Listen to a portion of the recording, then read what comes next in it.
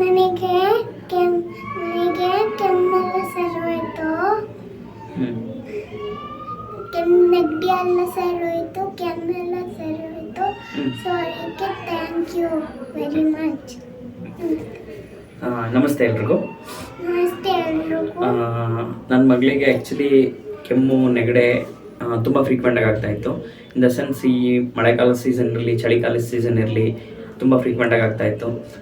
ಮತ್ತು ಇಮಿಡಿಯೇಟಾಗಿ ಅದು ತುಂಬ ಜಾಸ್ತಿ ಆಗಿಬಿಡೋದು, ಬ್ರೀತಿಂಗ್ ಪ್ರಾಬ್ಲಮ್ ಆಗೋದು, ನಿದ್ದೆ ಮಾಡ್ಲಿಕ್ಕೆ ಆಗ್ತಾ ಇರಲಿಲ್ಲ, ಕುತ್ಕೊಂಡ್ರು ಕೆಮ್ಮು, ನಿಂತ್ಕೊಂಡ್ರು ಕೆಮ್ಮು, ಸೋ ಮೆನಿ ಪ್ರಾಬ್ಲಮ್ಸ್ ಆಗೋಯಿತು.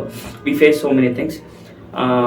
ನಾವಿಲ್ಲಿ ಶ್ರೀಗಂಗಾ ಅಲ್ಲಿ ಬಂದು ಒಂದೇ ತಿಂಗಳು ಮೆಡಿಸನ್ ತೊಗೊಂಡಿರೋದು. She is so much of better than compare to previous days. ನಾವು she is very good active. ತುಂಬ ಚೆನ್ನಾಗಿದ್ದಾಳೆ ಇವಾಗ.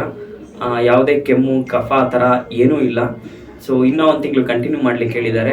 V hope for the best. Thank you so much.